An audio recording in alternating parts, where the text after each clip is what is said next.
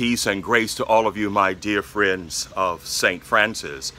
I pray that on this day, the first week of August, all of you are doing well.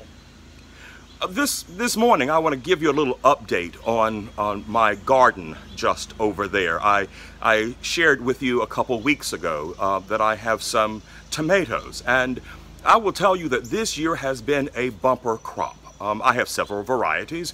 I have cherry tomatoes. I have a variety named Mr. Stripey. I have a Cherokee Purple.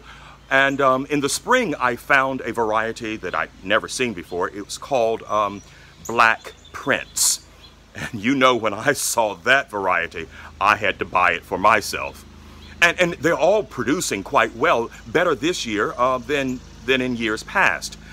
And it's not just me in my garden, but everybody seems to be having a bumper crop of tomatoes this year. I spoke with some parishioners who live over at Wellspring, and they were telling me that in their raised garden, their raised bed, they are having so many tomatoes that they were actually thinking about eating the tomatoes with vanilla ice cream.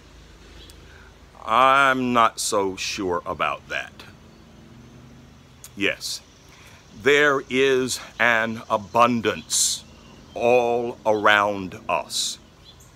And so it leads me to ask the question, as we continue to live with this pandemic, are we being pulled away to see the scarcity of life?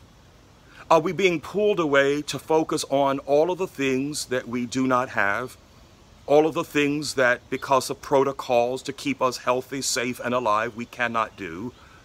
Are we focused on the scarcity of life, or are we able to really take in the full abundance?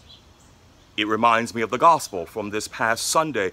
When the disciples looked out at the multitude, all they could see were over 5,000 people, and Jesus saw a few loaves of bread and a few fish, and was able to feed the multitude, and everybody had enough. There was, through Jesus, through the power of God, abundance. Now let's be clear. There are people around us living with scarcity. There are people this week who, because they are unemployed or underemployed, are not sure how they will pay their rent or their mortgage. There are parents trying to manage their meager resources so that they can work and their children can stay at home safely and attend school virtually. How do they manage their meager resources? Yes, that reality is equally true.